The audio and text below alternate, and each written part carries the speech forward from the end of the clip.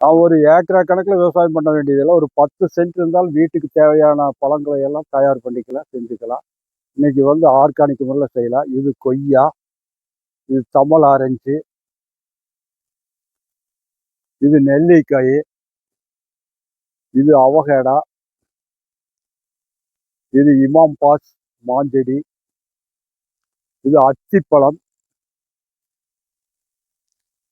இது சப்போட்டா. இன்னைக்கெல்லாம் நெருக்கமா வச்சு கபாத் பண்ணியே கீழேயே பறிச்சு அளவா வீட்டுக்கு அளவா செஞ்சுக்கலாம். மாஞ்செடி அல்போன்ஸா இருக்கு, இமாம் பாஸ் வச்சிருக்காங்க.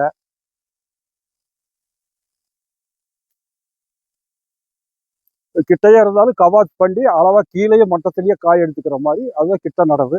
10 சென்ட்லயே எல்லா பழ வகைகளையும் வைக்கலாம்.